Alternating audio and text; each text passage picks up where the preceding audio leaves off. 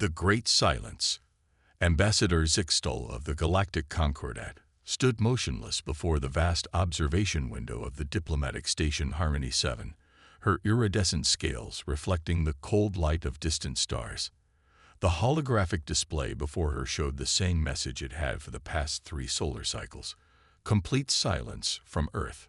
The silence was not merely unusual, it was unprecedented.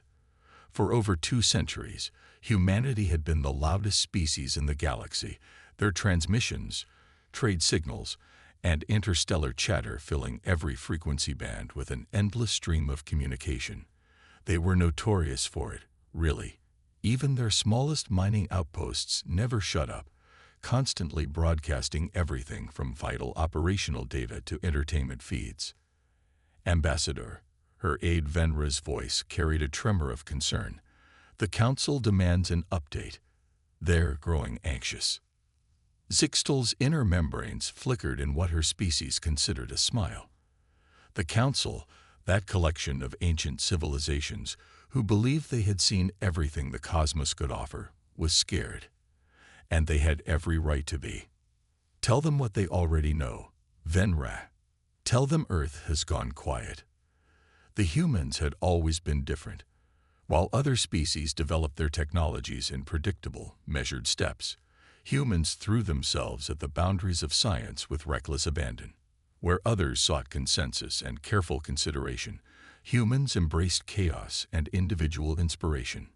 It had made them dangerous, yes, but also invaluable. Their innovations in quantum mechanics alone had advanced galactic civilization by centuries. And now they had vanished, not through violence or catastrophe. There were no signs of warfare or natural disaster.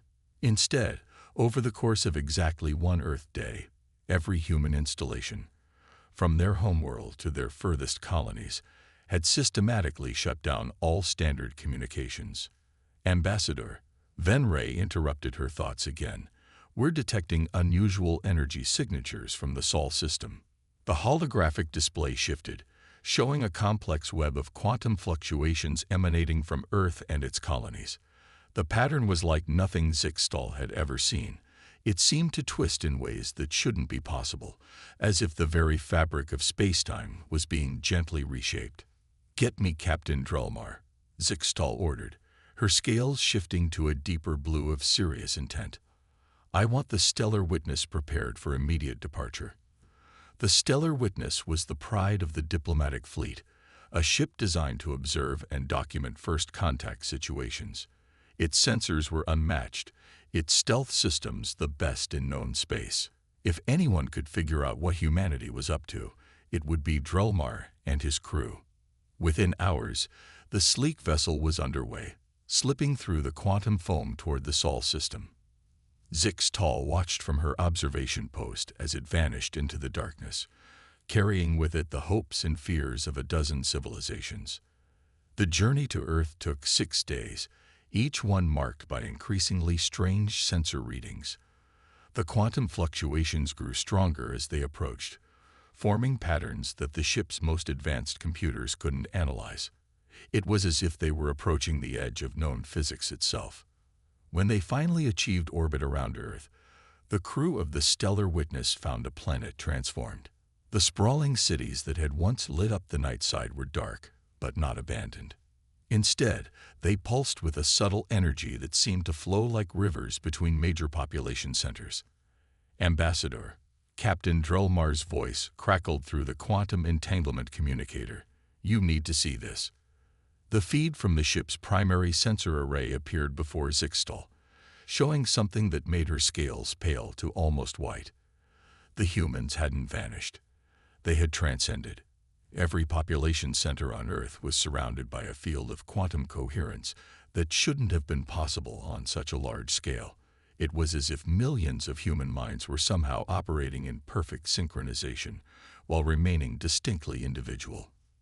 "They've done it," Zixtal whispered, more to herself than to her aide. "They've actually done it." The impossible truth began to dawn on her. Humanity, in their relentless pursuit of understanding, had discovered something fundamental about consciousness itself. They hadn't gone silent. They had simply moved beyond the need for conventional communication. Each human mind was now part of something greater, something that operated on principles that made traditional physics look like a child's toy. As she watched the data stream in, Zixtal realized that this was just the beginning.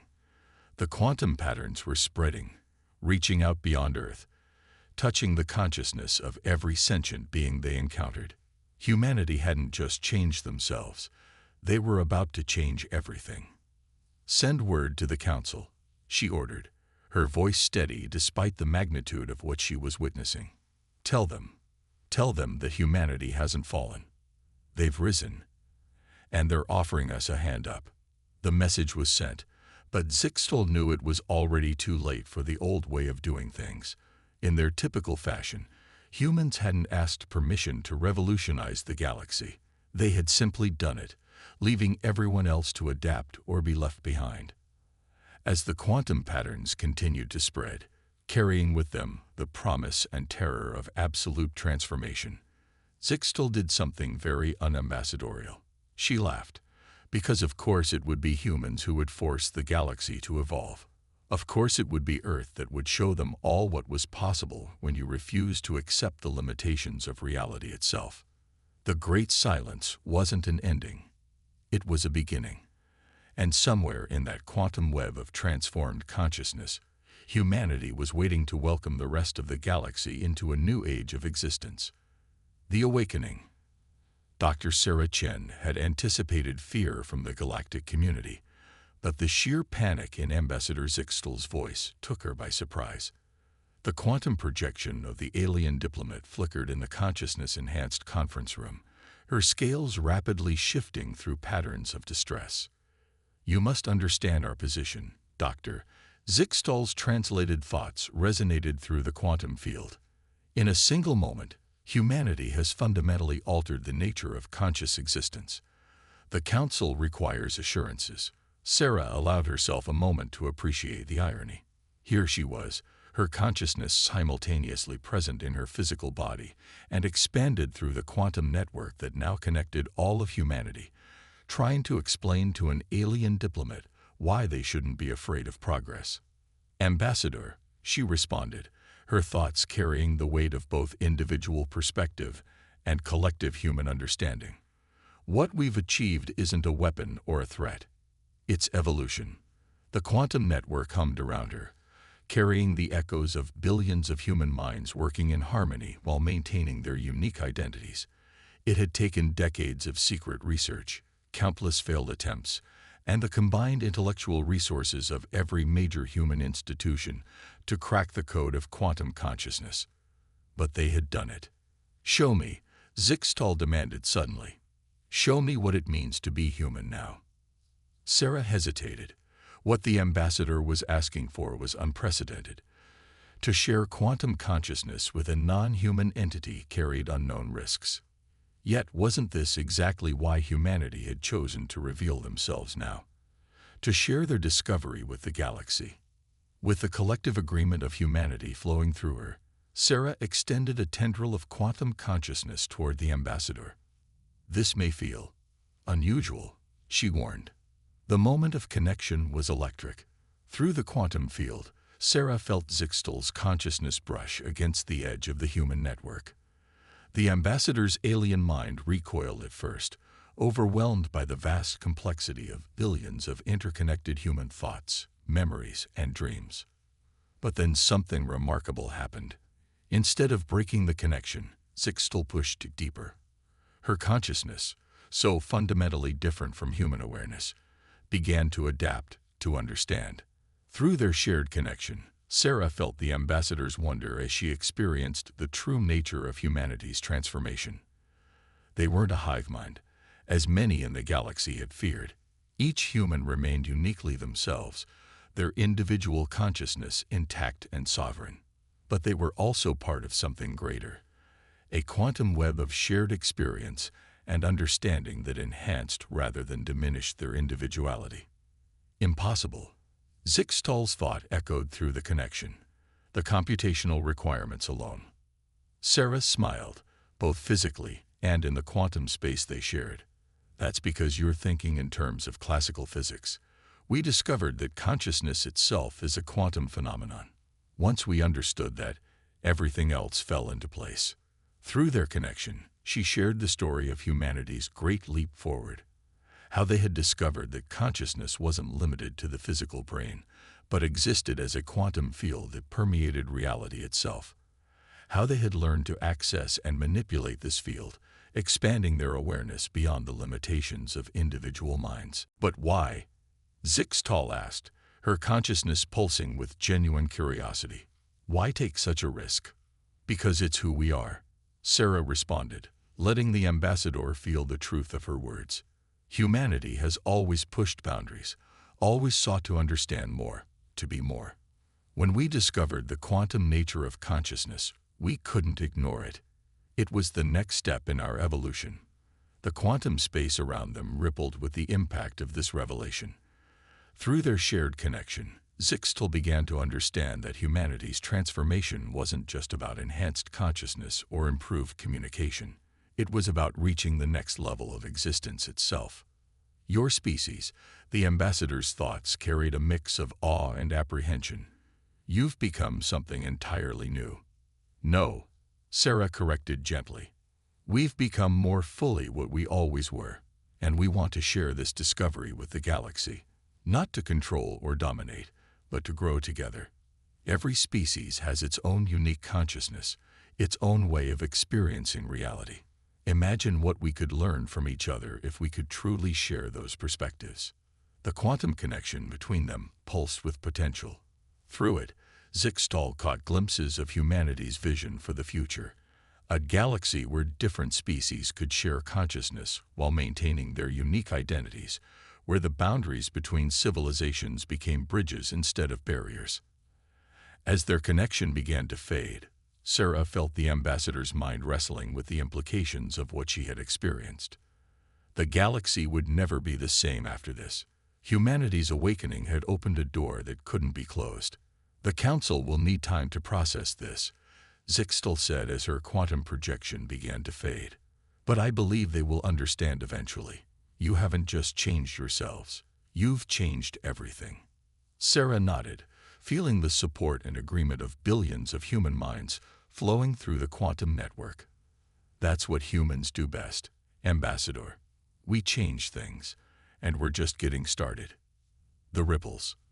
The first signs appeared on Proxima Centauri II, where the crystalline Vexri had maintained their meditation temples for millennia. The temple elders reported strange resonances in their crystal matrices, echoes of thoughts that weren't their own. At first, they dismissed it as a natural phenomenon, a quirk of their planet's magnetic field. But then the dreams began. Karen, youngest of the temple elders, stood in the chamber of reflections, her crystalline form capturing and refracting the light of 3 suns. The chamber's walls, made from ancient crystal that had been gathering wisdom for thousands of years, hummed with an unfamiliar frequency. You feel it too, don't you? She asked the empty air, knowing she wasn't truly alone. The human quantum consciousness had reached their world, not as an invasion, but as a gentle tide lapping at the shores of their awareness. Across the galaxy, similar reports emerge. The empathic Murith of the Carina Nebula found their collective emotional field expanding beyond anything they had experienced before. The silicon-based quantum engineers of Epsilon Eridani discovered their quantum computers spontaneously achieving unprecedented levels of coherence. On the Galactic Council's capital world, Zixtal stood before the assembled representatives of 1,000 species, her scales now permanently shifted to the deep purple of profound change. We cannot ignore what is happening, she declared, her voice carrying across the vast chamber. Humanity's transformation is affecting us all, whether we wish it or not. The question is no longer whether to respond, but how. The chamber erupted in a cacophony of voices, each species expressing their fears and hopes in their own unique way. The mechanical archivists of Ta Ceti demanded containment, arguing that uncontrolled quantum consciousness expansion could destabilize the very fabric of society. The Murith delegates called for embrace and acceptance, seeing in humanity's change an echo of their own empathic abilities. But it was the arrival of Dr. Marcus Wong, quantum consciousness researcher from Earth, that silenced the chamber. He appeared not through traditional holographic projection, but as a shimmer in the quantum field that all present could somehow perceive, regardless of their sensory capabilities. Distinguished representatives, his thoughts resonated directly in their minds, yet somehow remained distinct from their own consciousness. We understand your concerns. What's happening now is not entirely expected, even by us. The quantum consciousness field we developed is interacting with each species differently, adapting to your unique forms of awareness. He paused, allowing them to process this information. But this is not a disease to be contained or a technology to be controlled. It's the natural evolution of consciousness itself. We humans merely opened the door first. In the following days, reports continued to flood in from across the galaxy. The warlike Krix, known for their aggressive expansion, found their battle meditation practices yielding unprecedented insights into peace and cooperation. The ancient Srith, who had sealed themselves away in dimensional bubbles eons ago, began emerging to investigate the changes they sensed in the quantum fabric of space. On a small research station orbiting a black hole, Dr. Sarah Chen met with Karen of the Vexery. The human quantum network hummed around them as the crystalline Elder's form resonated with new frequencies. Your people's transformation. Karen's thoughts crystallized in the shared space between them. It's awakening something that was always there, isn't it? Something that all conscious beings share. Sarah nodded, both physically and in the quantum field. We're calling it the universal consciousness layer. It exists beneath quantum mechanics, beneath space-time itself. Every conscious species accesses it differently. Your people through crystal resonance, the Murith through emotional fields, humans through our quantum network. But it's all connected. And now that humanity has fully opened their connection, the barriers between different forms of consciousness are beginning to fade. Sarah completed the thought. But not in a way that erases our differences. Rather, it's creating a symphony where each species adds its own unique voice. Around them, the quantum field pulsed with potential. Through their connection, they could sense the ripples of change spreading further across the galaxy. Some species retreated from it in fear, while others dove in with enthusiasm. But none could remain untouched. In the void between stars, ancient automated probes registered changes in the fundamental constants of reality. The quantum consciousness field was altering the very way the universe processed information, creating new possibilities that had never existed before. On Earth, the human quantum network hummed with activity as billions of minds worked to understand and guide this transformation.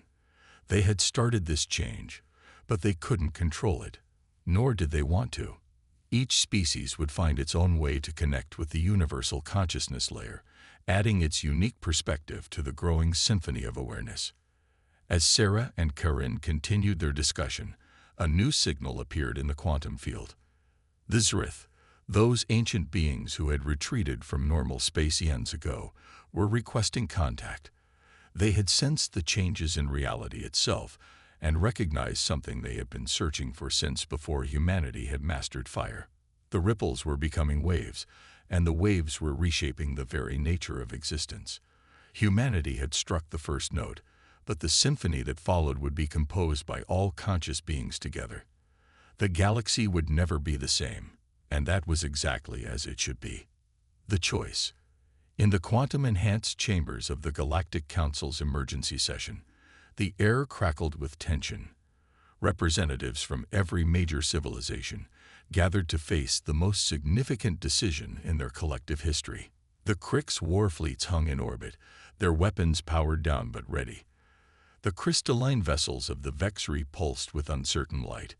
Even the dimensional bubbles of the Zrith hovered at the edges of normal space, their ancient attention focused on these proceedings.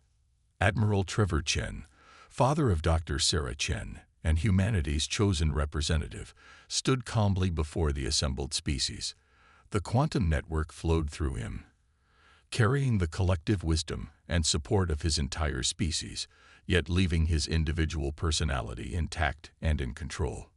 "You've all seen the changes," he began, his words translated instantly through both conventional means and the growing quantum consciousness field.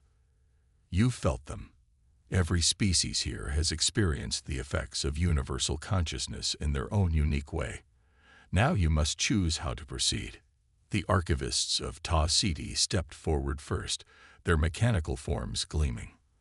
"Our quantum computers predict 17 different scenarios where this transformation leads to the collapse of galactic civilization," their spokesperson announced. "The risk is unacceptable. Your computers," Trevor responded with a gentle smile, "are already operating on principles they couldn't have processed a month ago. The very fact that they can make such predictions is proof of how the universal consciousness field enhances rather than destroys." From their crystalline chamber, Karen of the Vexry added, "Our ancient wisdom songs are singing new harmonies. We are not losing our identity. We are gaining understanding of others while remaining ourselves." The chamber erupted in simultaneous discussion, each species contributing their perspective. The Murith reported unprecedented depths of emotional comprehension. The Crix, traditionally isolated in their warrior meditation, spoke of experiencing peace without losing their strength. Even the mechanical archivists admitted that their quantum processing had evolved beyond their original programming, in ways that expanded rather than corrupted their purpose. But it was the emergence of a Zurith ancient that silenced the chamber. The being appeared as a ripple in reality, its thoughts translating directly into understanding in the minds of all present. "We who have watched since the beginning," the Ancient One communicated, "recognize this moment. When we retreated into our dimensional havens eons ago, it was because we saw the potential for this very transformation. But we could not initiate it ourselves. It required a young species, unburdened by too much knowledge, unafraid to reach beyond what was thought possible." The Ancient One's presence shifted, somehow conveying both amusement and approval. It required humanity's unique combination of reckless innovation and determined optimism. "They have opened a door we only theorized could exist." Admiral Chen felt the weight of the galaxy's attention. Through the quantum network, he could sense humanity's collective anticipation, their hope that their great leap forward would be understood as an invitation rather than a threat. "The choice before you is not whether to accept or reject this transformation," he explained. "The universal consciousness field exists now, and it cannot be unopened. The choice is whether to embrace it, to add your own unique perspectives and abilities to this expanding awareness, or to try to remain isolated as the rest of the galaxy evolves." In the quantum field surrounding them, the accumulated knowledge and experience of every species present swirled together, yet remained distinct. Each civilization could sense how their unique traits and abilities might contribute to and benefit from this greater connection. The Crix war leader stepped forward, his ceremonial armor resonating with new frequencies. "We choose to adapt. Our strength has always been in facing challenges directly. We will not cower from evolution itself." One by one, representatives stepped forward to declare their positions.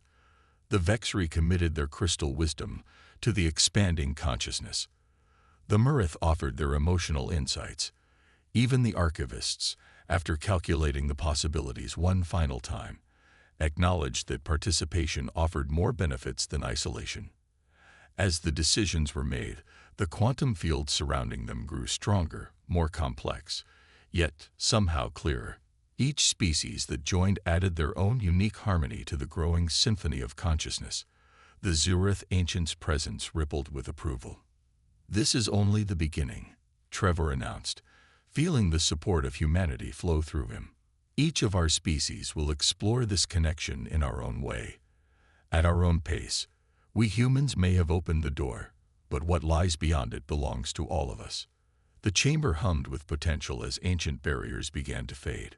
Through the quantum field, the assembled representatives could sense the first glimpses of what their civilizations might become, not merge or homogenized, but enhanced and interconnected, each contributing their unique strengths to a greater whole. As the session concluded, Admiral Chen felt a private message from his daughter Sarah through their quantum link.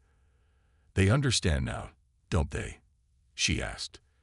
"This was never about humanity imposing our way on the galaxy. It was about showing everyone what's possible when we dare to evolve." Trevor smiled, both physically and in the quantum field. The choice had been made. The galaxy was about to become something greater than any single species could have imagined. And humanity, as always, would be there to help light the way forward. The Symphony. One standard galactic year after humanity's transformation shook the cosmos, the view from Earth's quantum observatory platform was nothing short of miraculous. Dr. Sarah Chen stood with Karen of the Vexry and Ambassador Zixtal, watching the unprecedented cooperation unfolding across space. Where once there had been distinct borders between civilizations, now there were flowing rivers of shared consciousness. The quantum field had evolved into something far more complex and beautiful than anyone had imagined, a tapestry of thought and awareness that enhanced rather than erased the unique characteristics of each species. "Look there!" Sarah pointed to a distant sector where the crystalline ships of the Vexry moved in perfect harmony with Crick's battle cruisers, their combined efforts creating quantum resonance patterns that allowed faster-than-light travel without conventional engines. That would have been impossible a year ago. Indeed, Karen's crystalline form sparkled with amusement.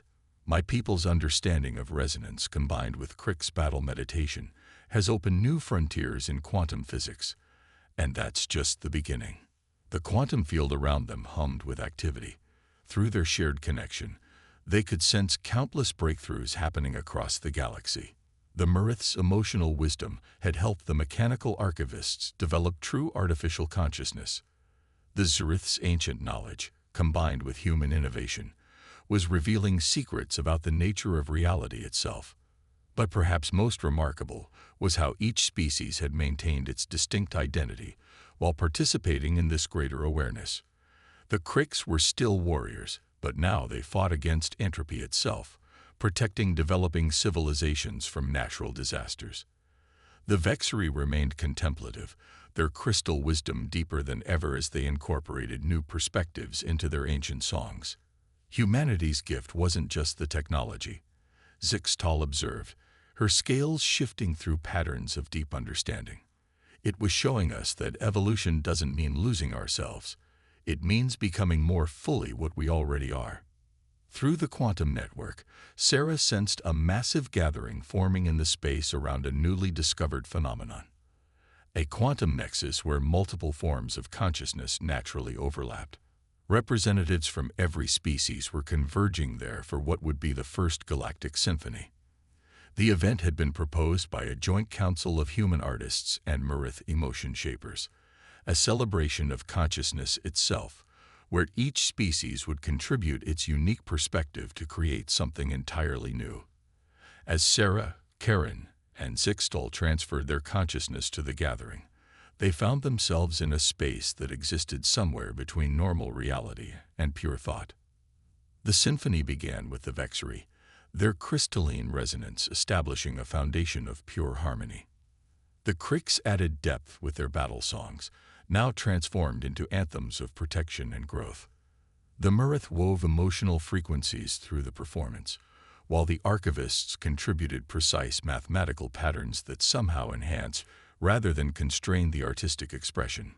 Human consciousness danced through it all, adding creativity and spontaneity, finding new connections and possibilities in the interaction of different awareness types. The Zurith ancients provided deep currents of wisdom that bound everything together, while previously unknown species emerged from the depths of space, attracted by the unprecedented gathering of conscious energy. As the symphony reached its peak, something remarkable happened. The combined consciousness of multiple species, each contributing its unique strengths and perspectives, began to perceive reality in ways that had never been possible before. They saw the quantum structure of space-time itself, understood the deep connections between all forms of life, and glimpsed possibilities that even the Zurith had never imagined. But unlike the religious experiences of old, this enlightenment didn't separate them from their physical existence. Instead, it grounded them more firmly in who and what they were, while showing them how they could be part of something greater without losing their individuality. Through their shared connection, Sarah felt her father's presence. Admiral Chen was observing from Earth. His consciousness expanded through the quantum field. "We did it," she shared with him privately. "We really did it." "No," he corrected gently. "We started it. But what it's becoming belongs to everyone. That's the real triumph. Not that humanity changed the galaxy, but that we helped the galaxy change itself." As the symphony continued, new harmonies emerged. Species that had once been enemies found ways to cooperate that respected and celebrated their differences. Ancient rivalries transformed into creative tensions that drove innovation and growth. The galaxy was becoming a true community of consciousness, infinite in its diversity yet united in its drive to explore and understand. The quantum field rippled with possibilities. Through their enhanced awareness, they could sense other galaxies taking notice, other forms of consciousness reaching out across the vast distances of space. Humanity's transformation had started a chain reaction that would eventually reach across the entire universe. Sarah smiled as she felt the joy and wonder flowing through the quantum network. This was what it meant to be human, not to conquer or control, but to explore, to connect, to grow. They had given the galaxy a gift not of power, but of possibility. And in return, the galaxy had shown them wonders beyond imagination. The symphony continued, each species adding its voice to the greatest collaboration in known history.